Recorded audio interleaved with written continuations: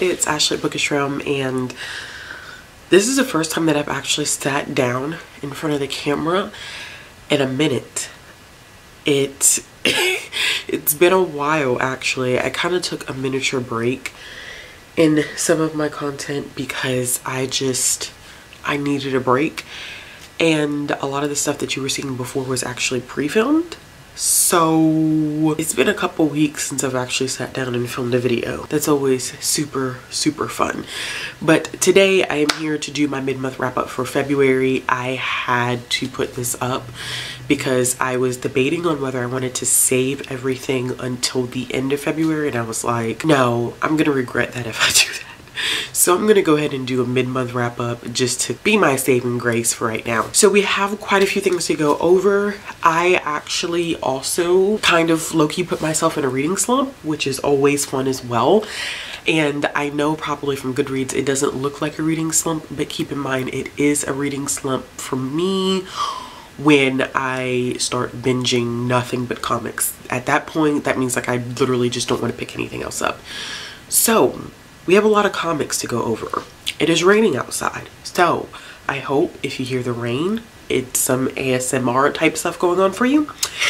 If not, I don't know what to tell you. And I'm still exhausted, so while we're doing this, I am going to be drinking my kombucha, which is the pink lady apple one, which I am obsessed with from Health-Ade. I drink Synergy and Health-Ade kombucha, and from Health-Ade, this is my favorite one. My favorite one from the Synergy line, I think, is the Guava Goddess. That one's really good. So the first book that I ended up reading in February, which was one of the most difficult books for me to read in February, was Black Buck. This book has been getting a lot of buzz, like a lot of buzz.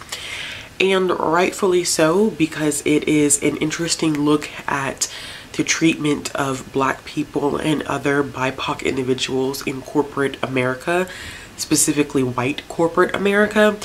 And it focuses on a character by the name of Darren, and Darren is happy with his life at first. He works at Starbucks and lives in Bed-Stuy with his mom, and he has a girlfriend.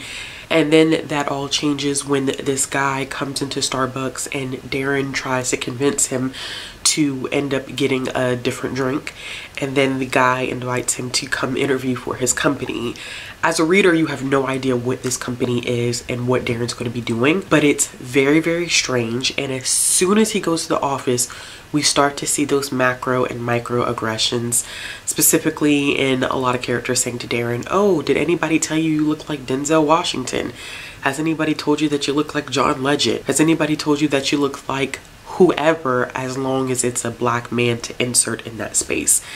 Then there are things that they just do as a staff that are definitely extremely passive aggressive in terms of it almost being racist. It is racist. I don't know why I said almost being racist. It is racist. And you go through this book thinking, why would Darren continue to work for this company knowing that these people are racist? And what I think the author was attempting to do with this book is to show exactly what it could be like for a Black person working in white corporate America. So that first half of the book is really just an exploration of Darren's journey in joining the company, how he gets sold into the company, meaning that he starts to buy into everything that this company is doing. And I won't tell you what the company is actually doing because I don't want to spoil it for you. And it's a very strange situation because you see Darren kind of alter himself. He becomes this different person. And as a reader, it's very hard because you can see the actual abuse that is being done to Darren by his supervisors and his co-workers. And at first I felt that way, but then I was like, you know, how many Black people or BIPOC individuals have had to sell themselves short in companies just so they can make it, because the American dream tells us that we have to have these financial goals and we have to be at this place in our life at this point. So the second half of the book is where things went downhill for me. I think that the author was attempting to possibly create this redemption arc where Darren is rectifying some of the mistakes that he made in the first half of the book. I also think there was this attempt to create this conversation about Black people trying to create their own spaces and white people being intimidated by the success of Black people, and that even when we try to create our own spaces, it still rubs some white people the wrong way.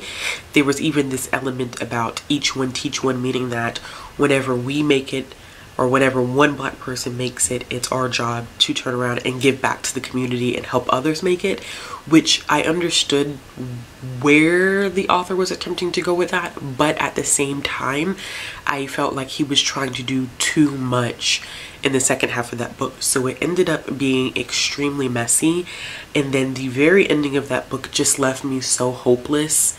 I just couldn't grapple with how he decided to end the book. This was a very, very difficult book for me to consume in terms of trying to review it, trying to rate it, trying to understand my own feelings about it. I was in a very interesting place with this book. It actually took me probably 3 to 4 days after I finished it to even begin to put sentences to the page of how I wanted to review it. And yes, I know sometimes my reviews are delayed on Goodreads, but for the most part, I know what I want to say going into review. With this one, my words were not coming to me until I started writing it, and that's when I began to process my feelings more, which is absolutely bonkers. So with that being said, I ended up giving this book 3.75 stars, which is so tricky because I wanted to give it 4, but the second half of the book just wouldn't permit me to do so. But I'm still on the fence about how I feel. So I think what I'm going to do is, before the year is over with, I think I need to go back and actually reread this book, and I may need to get a physical copy of this book and actually really deep dive into it, because I listened to it on audio, and think hard about my experience with this book and think about whether I want to maintain the rating that I have given it. If you read Black Buck, please let me know in the comments below, because I really would like to hear someone else's thoughts about it. So the next 2 books that I read are both part of the same series, and it's part of the In the Heart of a Ballantine series, and these are both by Stephanie Nicole Norris. And what's interesting about this series is that it's another kind of like family saga Black love series, where each book focuses on a different brother, kind of like the McLean Brothers series, but I'm not going to compare the two because I think that they're definitely 2 different things. But if you like family saga type things where we follow different family members through each book, I definitely would recommend checking this one out too. And this focuses on a group of 6 brothers, and like I said, each one gets their own book. They're a wealthy family. As a matter of fact, what's so interesting about this is that Stephanie Nicole Norris also has another series about the Rose family, and the Ballantine family and the Rose family are actually competing families, which is pretty cool because they both have their own series and at some point they kind of intersect. But in this one, focusing on the Ballantine family, so the first one in this series is No Holds Barred, and this is about the relationship between Hunter and Camilla, and I thought that this was absolutely adorable. It's so interesting because Hunter has almost alpha male like qualities, but he didn't bother me because he was just so charming and endearing, and I really liked how he treated Camilla. And this is about Camilla's journey moving to Chicago, and she works, I believe, as a newscaster, and she ends up meeting Hunter, having to interview Hunter, and he's completely infatuated with her as she is him. She tries denying the attraction at first, but of course eventually she gives into it. I think I liked that there was this incorporation of the Divine Nine, which the Divine Nine is representation of the 9 historically Black Greek letter organizations. And of course, I always say that I am a part of that. I'm a member of Delta Sigma Theta Sorority Incorporated, and Hunter is a member of Alpha Phi Alpha Fraternity Incorporated, and Camilla is a member of Alpha Kappa Alpha Sorority Incorporated. So super cute seeing some D9 representation. It is on the insta-love side. It's a short book, and I think that if you're not a huge fan of insta-love, that may bother you, but it doesn't bother me as much as it used to in the past. I think also with this one, while I like the fluidity of Norris's writing, I think it flowed very well, and she does an excellent job setting up the characters for the next book, meaning that we get to meet the brother and the next love interest for the second book in the first book, and it appears that she does that for each one of the books. I really enjoy that. I think that she could work a little bit on plot development.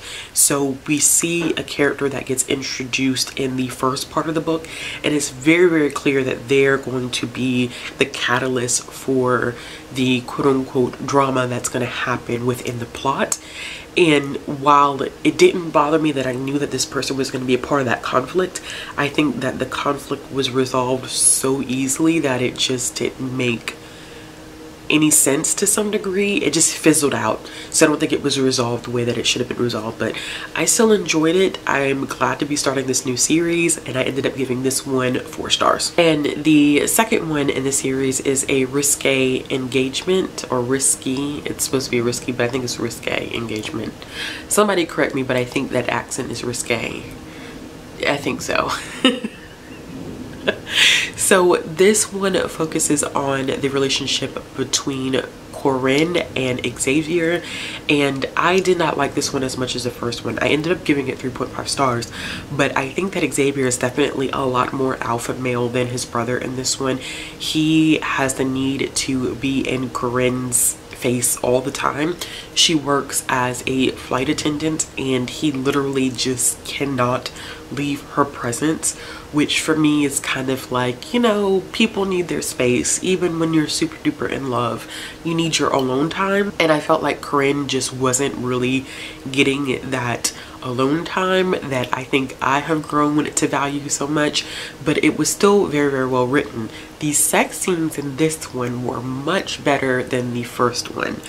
They were really good, and I liked the international travel that took place in this one. And once again, we see that nice fluidity of writing from Norris, where we are set up to meet the next brother and the next love interest of the third book, which I have started listening to and do plan on finishing this month. The next things that I read, I'm not going to really talk about because I actually just posted a review of this stuff, so it will already be up and live by the time that this video goes up. And that is Tales of Suspense number 39, which is the issue where we meet Iron Man for the first time. I ended up giving this one 3 stars because there was some serious problematic representation of the Vietnamese characters in this issue. I also ended up reading The Amazing Spider-Man issue number 3. I ended up giving this one 4 stars, I believe. And I finished it off by reading the Fantastic Four issue number 12, which to date is my favorite issue of the Fantastic Four thus far, because it is a mashup of the Hulk and the Thing. It's my first crossover that I've seen in reading these Marvel comics, like going all the way back. Now, I haven't reviewed Fantastic Four issue number 12 because that's going to come in the next Marvel wrap-up, so I'm not going to talk about it in here, but I did give it 4 stars, and I'll make sure that I leave that Marvel video linked up in the card symbol above. Probably one of my favorite videos that I've done so far this year, and it's up there with the videos that I did last year in terms of like creativity. So the next book that I ended up reading was Chlorine Sky by Mahogany L. Browne, and I was actually sent this finished copy for review. And this is essentially a story about a young teenage girl who is going through a friendship breakup, and this one has content warnings for bullying and another content warning that I kind of don't want to say because of the fact that it is a spoiler, but if you want to go and look, it is listed on my Goodreads review. This is probably a book that I definitely could have used when I was a teenager, because I think when we grow up, society teaches us about the heartbreak that's associated with like romantic interests and not breakups that happen with friendships. I did not have anybody to guide me through the loss of friendships, and this is a very good example of what could be used as a guide through that process. It's not a step-by-step guide, but it's a book that teaches teens that you can feel pain when you're having a friendship breakup. It could feel as bad as if you're breaking up with a romantic partner. It is something that you may have to grieve. It is something that you have to feel and accept, and it's okay to move on past that friendship breakup. It's okay to make new friends. It's okay to be scared to make new friends.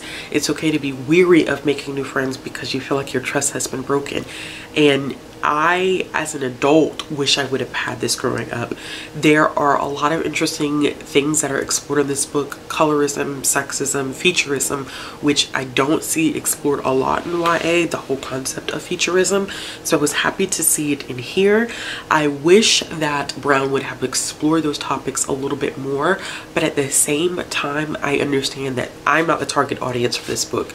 So I think that she did an excellent job for the audience that she's trying to reach, and this is one that I think I will definitely be recommending to the teens that I work with. There were parts of this that absolutely broke my heart, and you can just see the main character just go through a lot of changes, and it's hard on her because it's not just a friendship that she's dealing with that's broken. There's also some familial issues that are going on there too, and she feels isolated and alone a lot of times, and basketball definitely becomes her coping mechanism. And I think that that was kind of the same situation for Mahogany L. Browne, where she used basketball as a coping mechanism for a lot of things, and it was great to see that on page. So I ended up giving this one 4 out of 5 stars. The next book that I ended up reading was a very, very difficult book for me to read, and it was this one, Black Buck, and another book, which I think I'm going to cover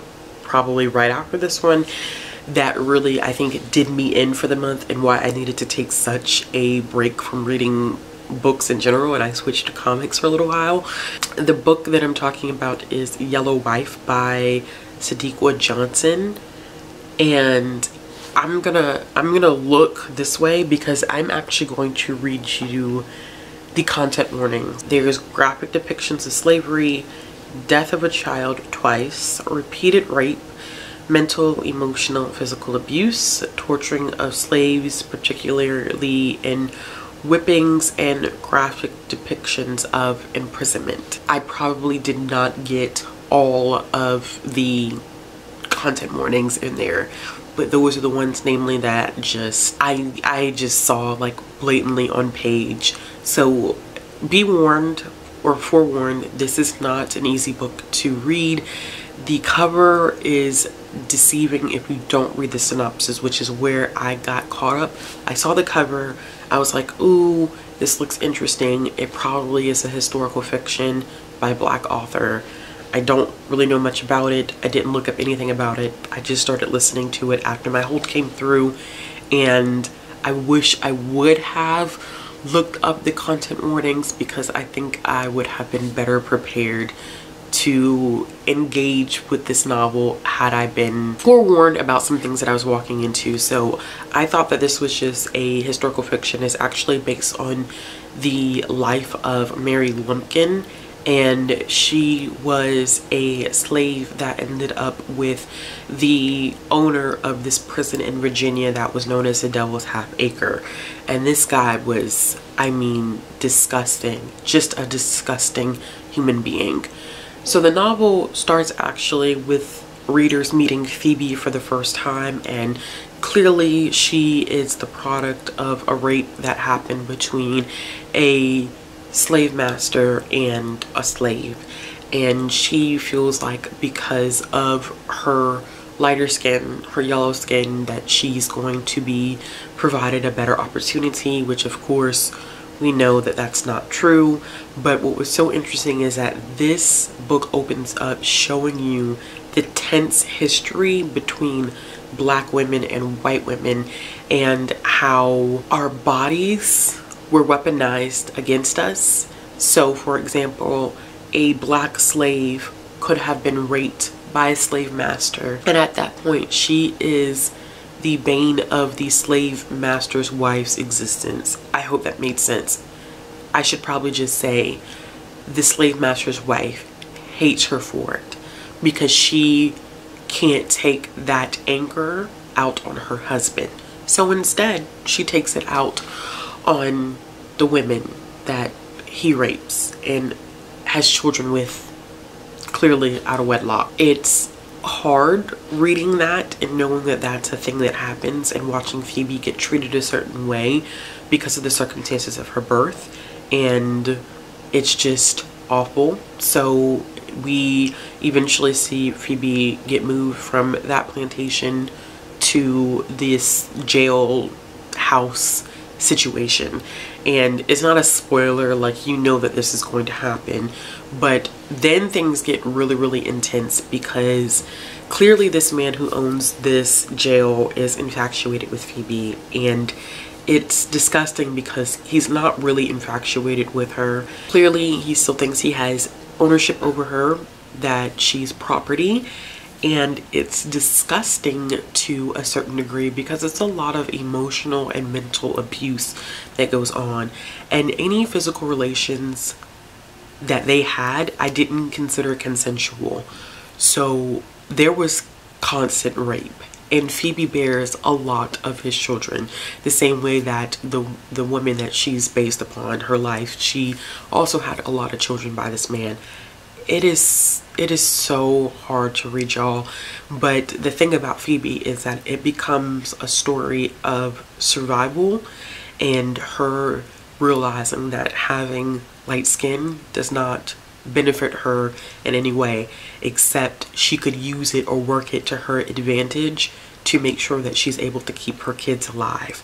And it becomes a story so deep rooted in motherhood and the connection that a mother will have to her children, and the things that mothers will do to make sure that their kids are safe. And for that, I had to have such a great amount of respect for Phoebe, because that woman went through hell.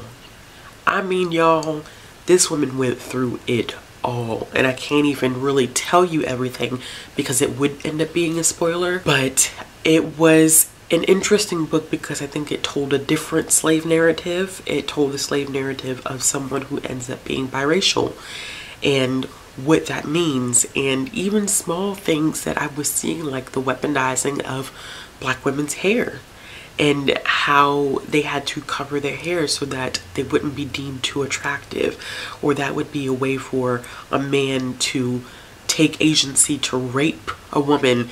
It was so much, and there is no happy-go-lucky ending for any of this. It talks a little bit about white passing, why some people choose to do it, why others do not choose to do it.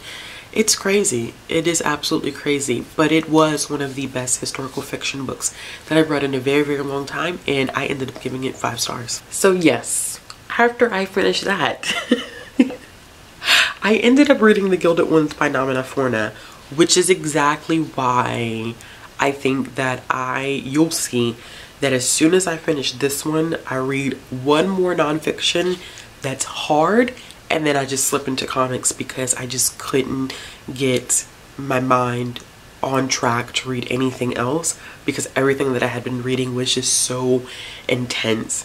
And it's been a while since I've read such intense books and I've felt burnout. I usually don't, but this month for some reason I did.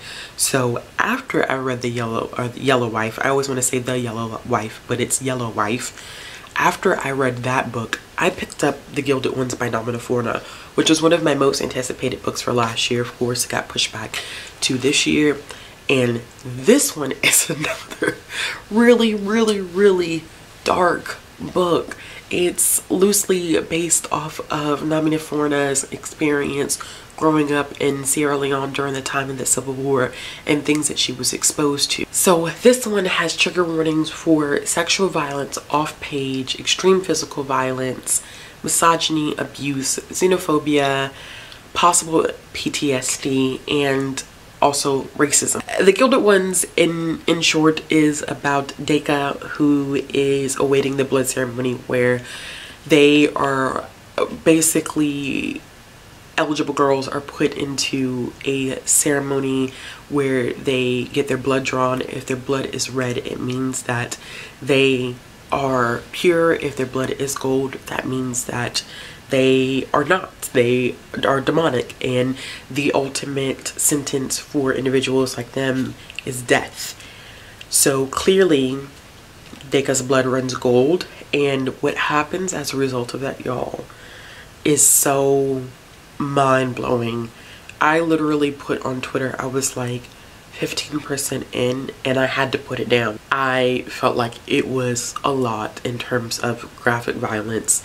It is actually, thinking about this book as a whole, is a lot more graphic violence than I have seen in a YA book in a minute.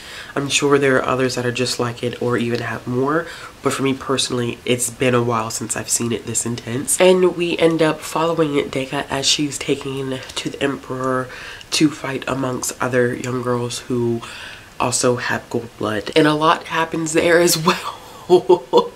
It's a lot that happens there. I really like the world building of this one. I think that where she took the story was very intriguing, because I'm not gonna lie, in the first part of the book I was like, where is Namina going with this book? Like, what is her intention with this story? And eventually it begins to unfold, and I ended up really liking the direction that she took with it in terms of the magic system, and just the fantastical aspects of this book were done very well. I also like that this book focused heavily on friendships and not so much on the romantic love that usually happens in YA. I'm not saying that it's not present here, but I think there was an emphasis on young women being friends with young women. The issues that I had with this book mainly took place in pacing, which I think is very interesting, because there was something that I really enjoyed about the pacing and something that I didn't enjoy about the pacing. So what I didn't enjoy about the pacing was that there were these time jumps in between certain events, and it wasn't done very well, so it didn't flow. So you would have something happen and then it'd be like 3 weeks later or a month later, and it just felt disjointed and disconnected. But then the other part of the pacing that I really liked was the fact that Namina had this fast-paced story, and then she would slow the story down right after we were hit with an extremely traumatic event. So there would be an element of trauma, and then Namina would be like, okay, we're gonna pull it back a little bit because I want you to be able to relax and rest a little bit before we get into the next intense moment. So for me as a reader, I really did appreciate that pacing. I also think that the ending left room for more books to occur. I can see where this story is going to go, but it almost wrapped things up a little too neatly. I think that there were some things that happened that left plot holes in what had been developed before, and I'm hoping that with the forthcoming books we get some of those plot holes filled in. Overall, wonderful debut, absolutely enjoyed it, and I ended up giving it 4.5 stars. The next book that I ended up reading wasn't intense in terms of like graphic stuff, but it was intense because it looked at race dynamic in America and its mediocre, the dangerous legacy of white male America. And this one really is a deep dive and exploration into how it seems like white men have the possibility of just reaching mediocre, and that is the standard for them, and that's okay. And I think that what ends up happening is that we have this illusion that it doesn't exist, and people don't want to talk about it, and that's an elephant in the room. And what Ijeoma does very well is she breaks it down into some historical narratives about how even white men who are supposedly wanting to make effective change, wanting to do quote-unquote the right thing, are about doing that until they're not the center of the discussion anymore, until they're not the reapers of the benefits. And one section that really stood out to me was just saying like, oh, such and such deserves this. They deserve to get, even if they haven't done the work, it's their right to have certain experiences. It's their right to get this promotion. It's their right to get this pay. And she does a lot with intersectionality and how that plays a role into it when we're talking about women. We're specifically talking about BIPOC women and how difficult that becomes. There are sections related to history, and not only just the whitewashing of history, but the legacy and history of mediocre white men. And she touches on things that Biden has done. She's touched on things that Bernie has done. She's touched on aspects of history that have been rewritten to make white men look like they've done an excellent job, when in actuality they haven't. And I think that there are some people who get very, very defensive about this book. I've seen reviews of people say, I can't agree with this book because I know of strong white men who do the right thing, who are pioneers in their families, and they're trying to make change. And this is not a book that's out there to label all white men are evil. That's not what the book is doing. What it's saying is you have to be willing to dismantle the systems which sets the standard of saying that mediocrity amongst white men is okay. It's not okay. It shouldn't be a conversation where it's like, I'm all about combating racism and sexism as long as it benefits me. And she uses a good example of people who are supporting Bernie, who were like hardcore supporters of Bernie, were a primary group. White men were a primary group that defected to Trump. And it's because they were no longer the center of the narrative. They needed to be at the center of the conversation. And she uses historical scenarios to kind of back that up. It's really, really an interesting work. I don't necessarily like the way that it was structured completely, but that's a personal thing. It just didn't flow in the way that I thought it could have possibly flowed, but I did end up giving it 4 stars. Okay, so the next thing that I read, and this is where my comic binge started, was Destroyer issue number 1 by Victor LaValle. And some of these I'm not going to be able to say a lot about because they are single issues, but this one is a continuation of Mary Shelley's Frankenstein, except it's dealing with a black mom who is a scientist, and she has lost her son, and she is the scientist that is attempting to remake or rebuild her son after he has died. There's also this horror element included as well, where the monster that Frankenstein created actually is still living. So we get to see him in the first half of the issue, and the second half of the issue is focused on the mother. Very, very great horror comic. I think I haven't read the second issue. I think I have it checked out, but it was one of my bonus checkouts for Hoopla this month, so I thought I would just read it, and I ended up giving that one 4 out of 5 stars. Next, I read Sweet Perfection by Kat Cole. I ended up reading this one because Deidre over at Shade Tree Reads had told me about this one a lot. This is a novelette that is the start of a book that she writes after this, which is a full length, and it focuses on Daisy, who, when the book opens up, she just got an invitation to her ex-boyfriend's wedding, which is strange for a number of reasons. Not only because, hey, you're getting an invitation to your ex-boyfriend's wedding, but also because the timing of it really made it appear as though she and this guy were dating, and he was also dating this other woman at the same time.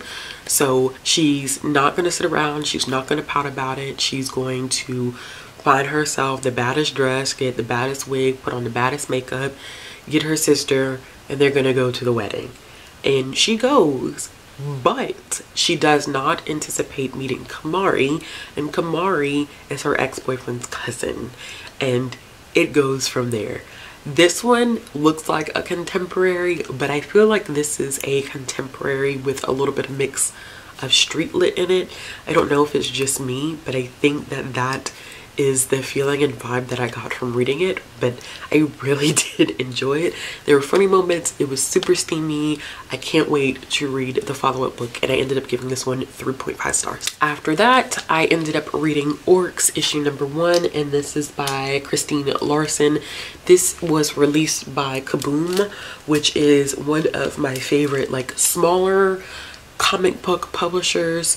And this really, honestly, in this first issue, this is just an introduction to these orcs who are going on an adventure, to be honest with you.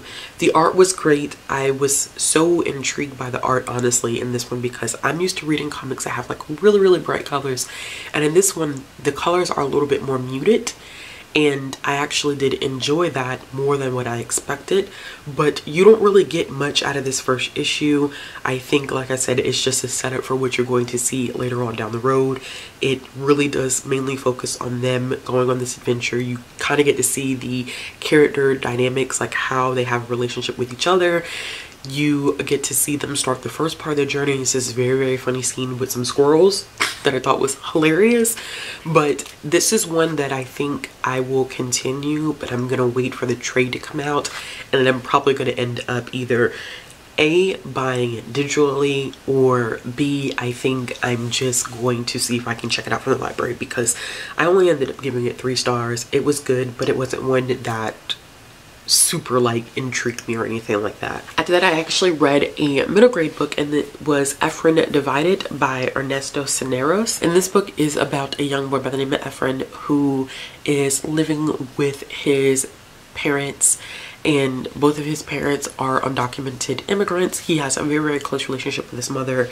You can just see that dynamic very, very early on in the book, and the first part of the book really just goes over his school life and his friendships that he has. He has his best friend, white boy by the name of David, who is a hilarious character, but I think that they have a very, very good relationship. Then there's another character that you get introduced to, Jennifer, who also has similar experiences to Efren because her parents are also undocumented, and the 3 of them get to know each other a little better, mainly because David and Jennifer are running against each other for school president. But the heart and core of the story deals with Efren's mother getting deported, and what we get to see in this book is a very human side of what happens to families when a family member gets deported.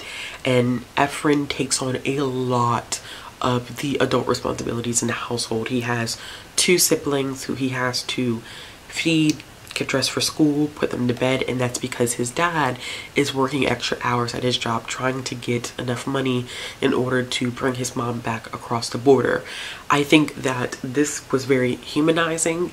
I think that this is one that a lot of people should be reading. It actually won the Pura Belpra Award for 2021, which I'm glad that it did. Very, very well deserved. I think that the one element for me as an adult, now keep in mind this is a middle grade book, this is targeted at a middle grade audience. I think for me as an adult, one of the unrealistic aspects of this is that Efren ends up having to go to Tijuana. When he gets in Tijuana, he is by himself. First of all, he's young, you know, he's by himself. Very, very dangerous situation.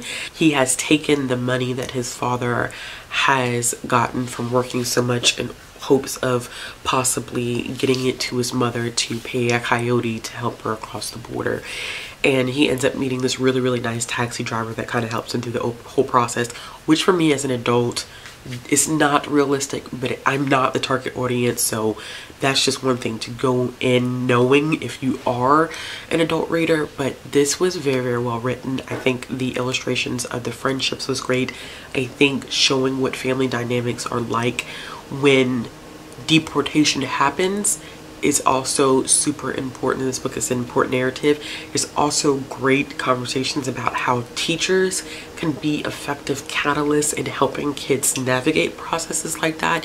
There were teachers who were doing great things in this book. I was so happy to see that, and I think that overall it just was very, very well written, very, very heartwarming book. And the ending is not, once again, like one of those happy-go-lucky type of situations.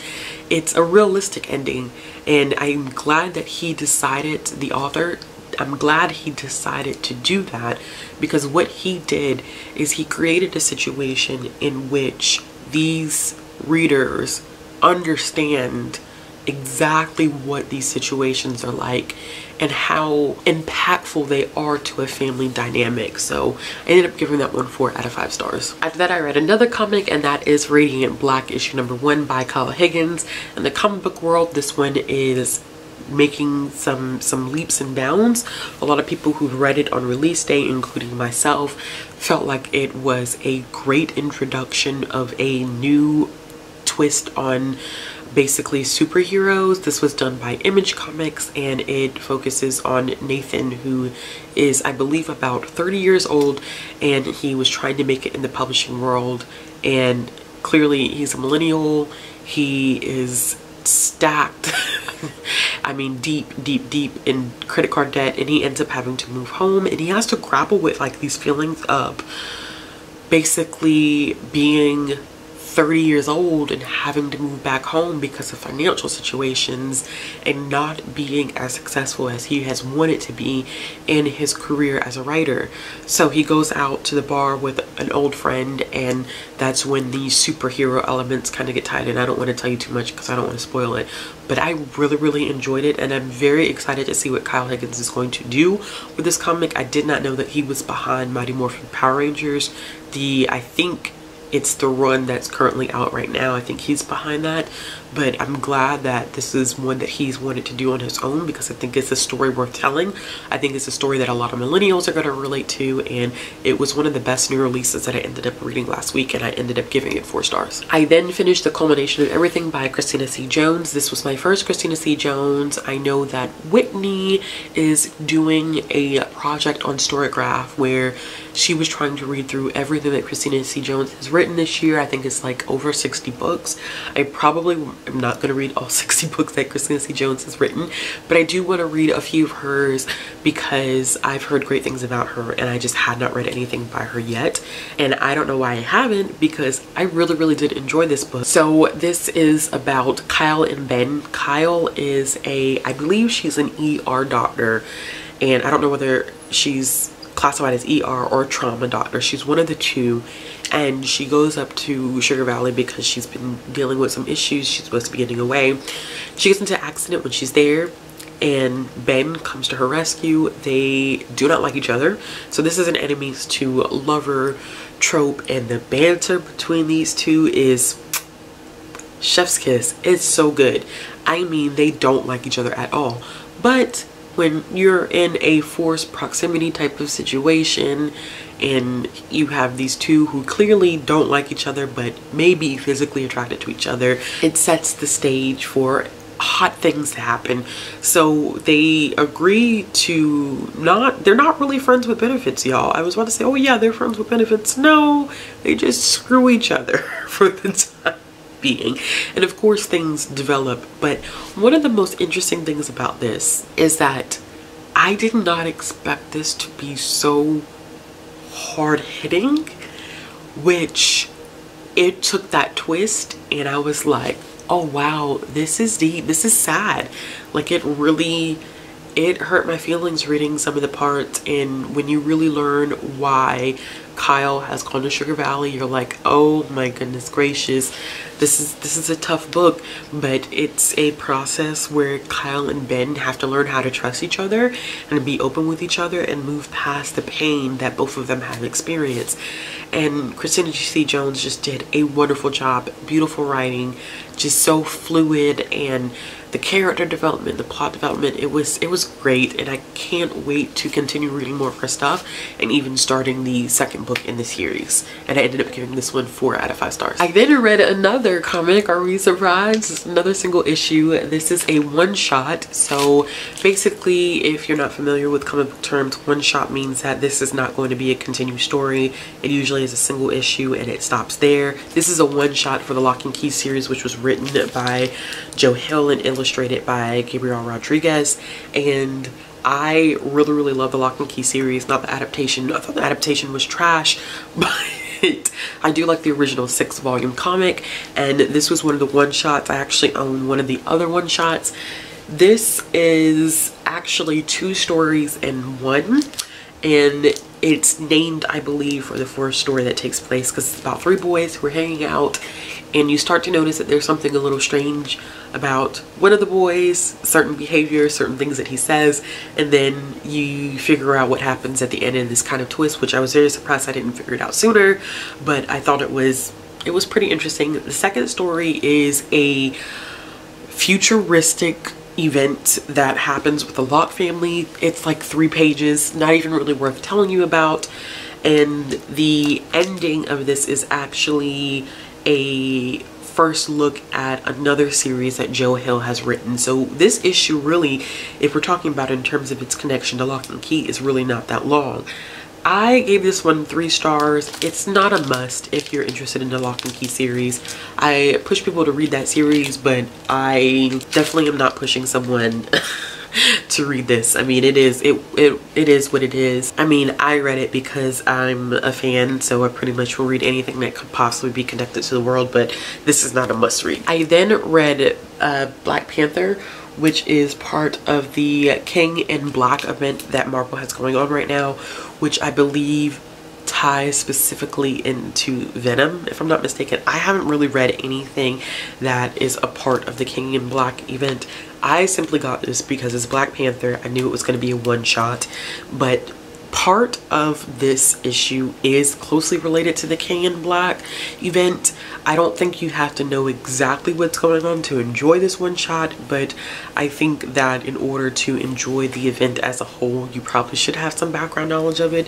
This was interesting to me because it looks at T'Challa in a very, very different way. I think we see a more dark side of T'Challa where he can't even tell like Shuri exactly what's going on. He has to be kind of secretive about it and his plan, because there's this evil beast that's kind of taking over Wakanda, and I thought that was good. I loved it. The artwork was, of course, was dark, but it was beautifully done.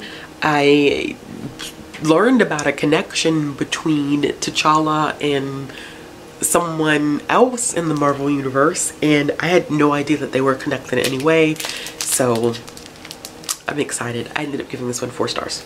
Then I read Archie and Katie Keene, issue number 1. Archie is a huge universe. I think there are always Archie comics out there, Archie spin-offs. There are Archie comics just related to characters getting their own storylines.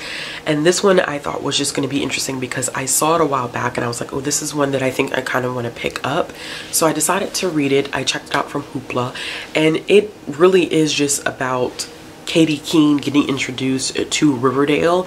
So this comic really is just the way to introduce Katie Keene to the Archie universe. So we get to see Riverdale kind of freak out about a new girl coming to their town because they don't know anything about her. They know that she is a fashionista.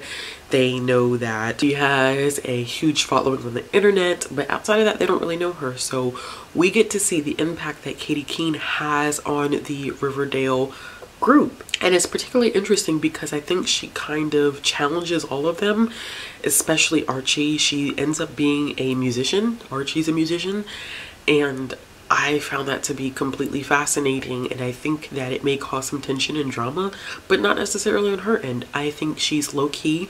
She actually didn't even want to expose herself as a singer. She wanted to keep herself super low-key, but her sister was like, no, you have this talent, you need to show it off.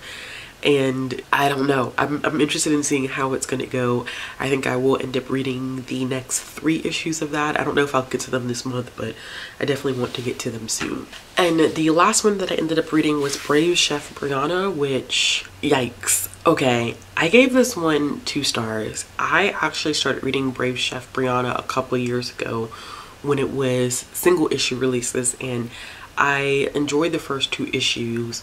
And then I decided to pick up the bind up because it was available on Comixology, and this was so wrong. Literally, we're focusing on a character by the name of Brianna. She ends up having to compete with her brothers to get her father's estate, everything that he's done in terms of his culinary career, and she ends up going to Monster City in order to have her career flourish, and or to open up a business to help her career flourish so she could end up winning this competition. There are so many things that were done wrong with this. I think that the combination of monsters and food and that type of thing, I thought that would be really, really fun, but Brianna was not developed as a main character. There's a lot of self-hatred, self-deprecation that goes on that's pretty much unaddressed. There are these like black creatures that are constantly like around Brianna whenever she starts to doubt herself, and they're never explained. We don't know why they're there. We don't know if this is an indication that Brianna is supposed to be part monster. Just never talked about. And then when Brianna gets there, there is this law in the city that says that no monsters should have flour, sugar, or is it flour, sugar, and dairy? Something along those lines. But I know flour and sugar are definitely two up there. And do you know that Brianna decided that she was going to give it to the monsters anyway because she needed to make a profit and it would be good for them? It's like, girl, who are you? Who are you to make that decision? That is not right. If there's a law that's established there, that law is there for a reason. And granted, Sam Sykes does not explore what that reason is, but it felt very weird. And then on top of that, there's a antagonist who has a problem with humans because she's clearly been oppressed and treated like crap by humans. And when she comes in contact with Brianna, she's like, you know, you're breaking our rules, like this is our law. And she's made out to seem as though she's out to get Brianna, and it was just interesting that she's the darkest character in this comic book, and I don't know what Sam Sykes was trying to say with that, because clearly this woman has had a lot of trauma associated with humans, and there's a reason why she's behaving the way she's behaving. But then it was like, oh, well, she needs to just get over it because she's hurting Brianna type of situation. It was just a very, very weird delivery, and I didn't like it at all. I really, really didn't like it. And I don't know if this was supposed to be his commentary on discrimination, gentrification. I have no idea. But it was a bad take. It was a really, really bad take. The artwork was beautiful. I absolutely loved the artwork, the bright colors, just the illustrations, absolutely gorgeous. But it did not make up for what he did with this book at all. So like I said, I gave this one 2 stars. Come to find out, Sam Sykes is the son of Diana Gabaldon, just in case anyone is interested in that tidbit of information. But I have also heard some interesting things about Sam Sykes being quite problematic, so I highly doubt I'll be able to pick up anything by him ever again, knowing some of this information and having read this comic. Alright y'all, so that is it. Those are all the books that I've read in the first half of February.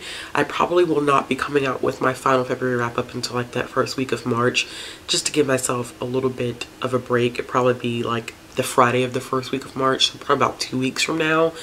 And I'm excited to see what else I finish this month because I feel a little bit more at ease.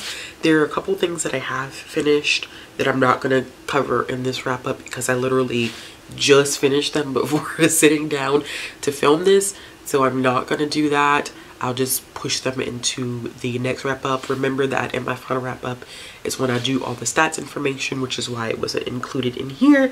But if you like this video, give it a thumbs up. If you want to see more content from me, click the subscribe button, hit that bell for notifications. Interested in following me on social media, all my links will be down below in the description box. Interested in supporting this channel, all the links will be down in the description box as well. And I'll be back with another video soon.